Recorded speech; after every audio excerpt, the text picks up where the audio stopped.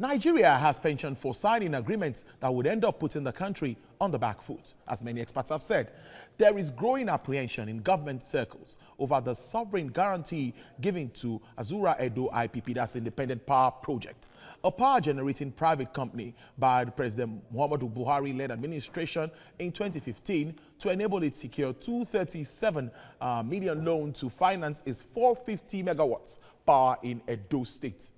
As the arrangement continues to suffer setbacks, the country will have to pay Azura a whopping $1.2 billion if it decides to exit the pool call option agreement. This has actually been contended, and we'll be breaking it down shortly as we move on in the show. Already, federal government is obligated to pay between $30 million and $33 million monthly to Azura for power generated, even if not dispatched, transmitted through the national grid by the Transmission Company of Nigeria.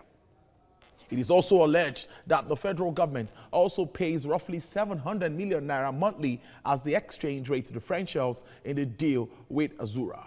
In addition to paying for power generated, federal government is also said to be footing a yearly 5 billion naira bill for gas supply to the plant, even though the cost of gas is already part of the tariff approved for the plant.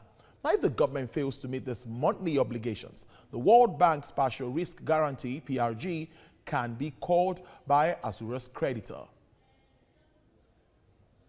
Let's put this into proper perspective.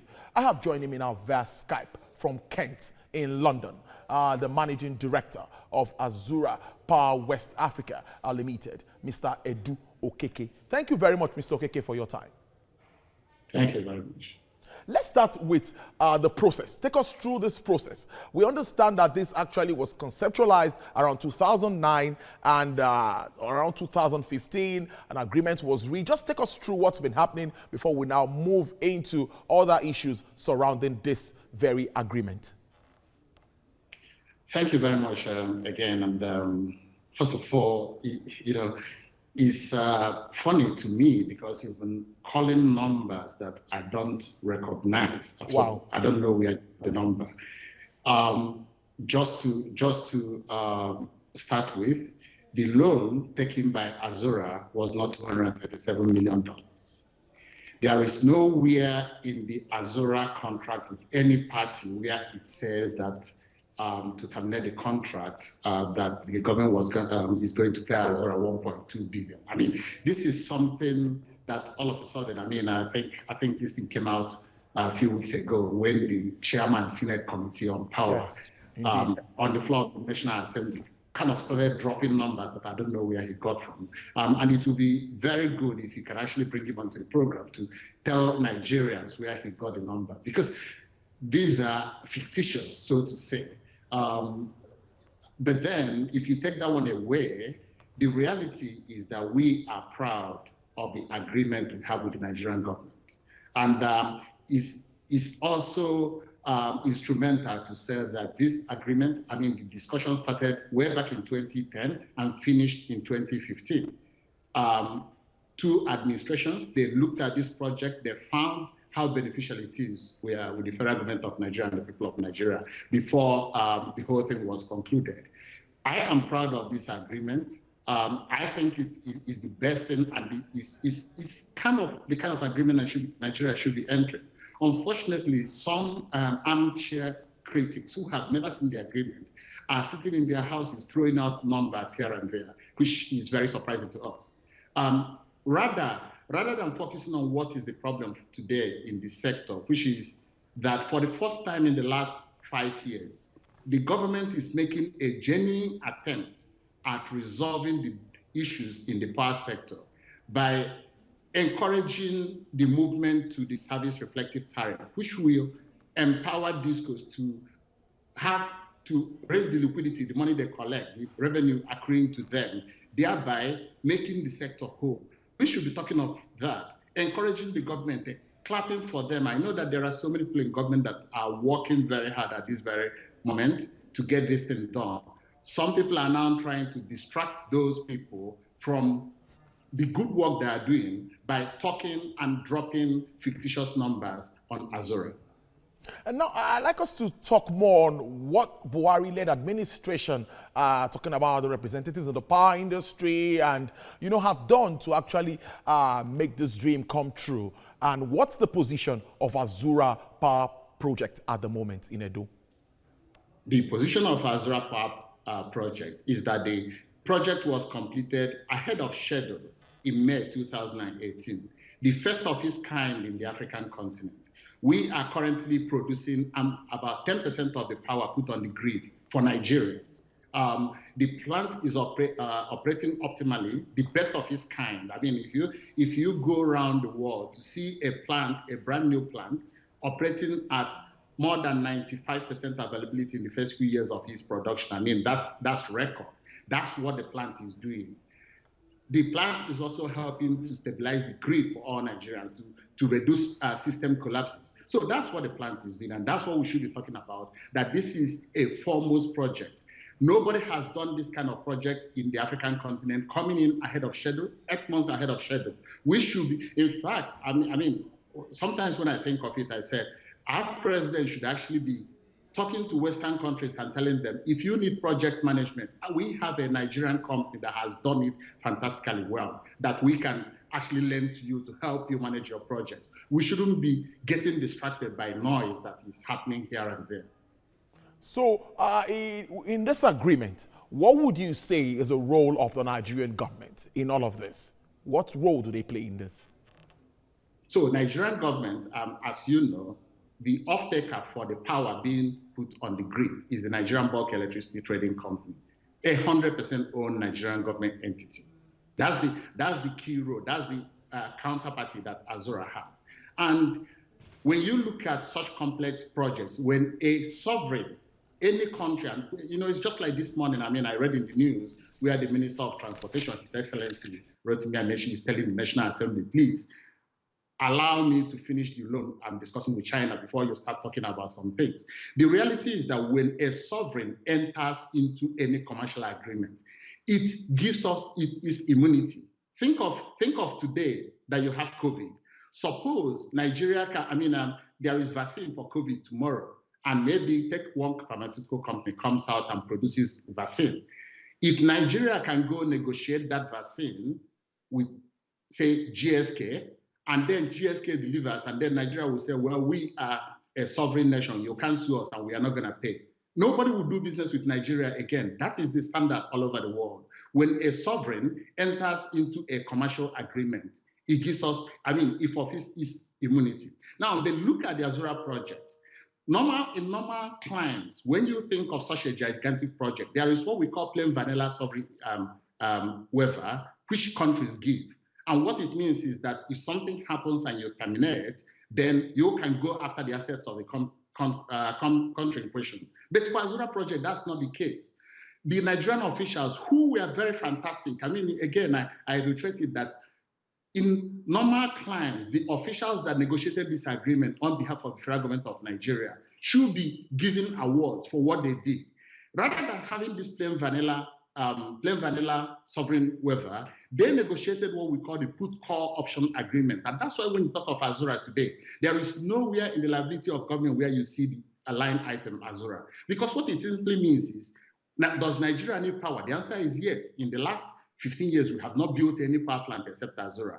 Because of that power we need, if for any reason there is a disagreement in the future, Nigerian officials say, we buy this plant over from you. And that's it. That's the put-call option. Put-call. Nigerian government can call for the plant to be bought over. It becomes Nigerian asset. Or the company can put the plant up for sale to Nigerian government. It's not plain vanilla. But people who don't understand the ingenuity of this are making noise. Now, let's understand what has happened. Other countries are now copying that model, and using it to develop their countries, while we are trying to go back on what we already have. The issue of the discos rejecting power is also something that comes to my mind here, because definitely when you when NBET takes power from you, they give to the TCN, I think, and TCN now moves to for the discos to distribute. But there's this issue also with the discos talking about tariffs and wanting to reject at a time. Does that have any effect on your own kind of business? Whatever happens at the disco end affects everybody in the value chain, because the disco, that's the revenue collector for the industry. And what has happened in the last 5 years is that Nigerian government and discos have kind of disagreement whereby government will allow them to raise tariff based on some conditions. Now, some of those conditions were met in 2015 and they were not allowed to raise their tariff. And what has happened to the industry since then? Let's understand again, as at the time this administration came in 2015, towards May 2015, the discos were remitting up to 70% of the revenue that they collected for the industry. And we were on a path to sustainability. But because some things were not done in terms of reviewing the tariff, the trend now started deteriorating, where last month, I think the discos were remitting there about 15%. And that is where the problem is. And for the first time, we now have some people in government who have woken up and said, this is not going to work. We are going back to doing what we are supposed to do, which is reforming the process. And that's where the service reflective tariff has come up.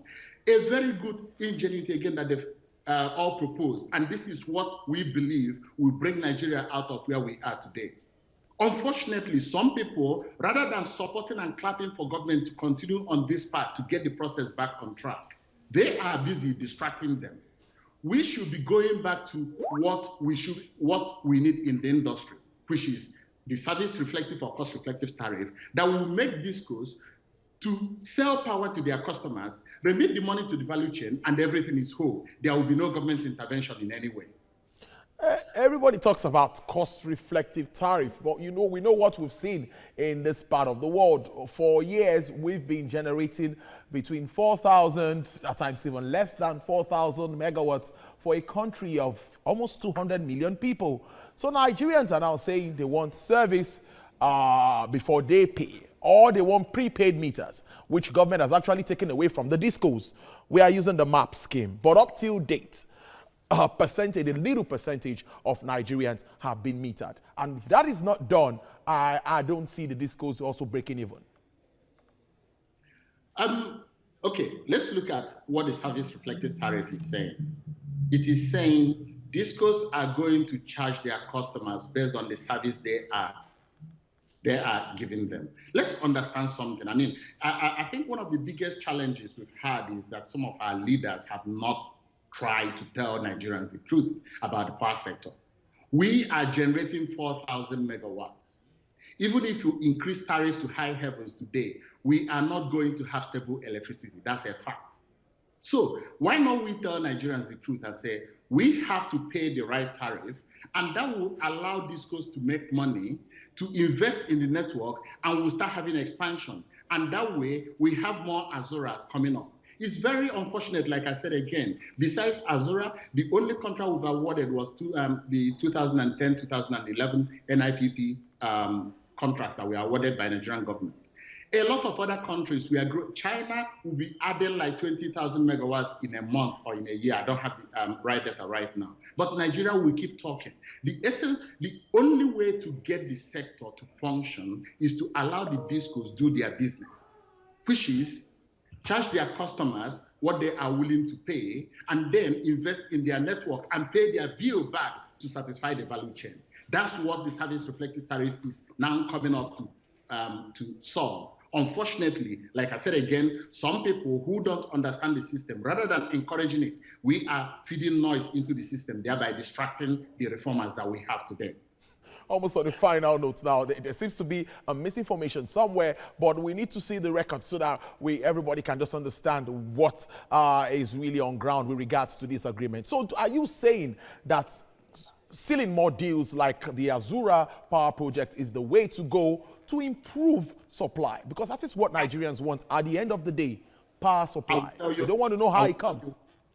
Yeah, I will tell you that that's actually the only way to go, unless Nigerian government has a lot of money to use to build more power plants. The only way is not whether it's the way to go, is the only way. And I'm afraid that some of these noise that we are making is distracting a lot of investors who are ready to come into this country. That my fear is that if Nigeria wants to build the next power plant, we might not even get the Azura deal because nobody will come and even give Nigeria the terms that Azura deal was signed on.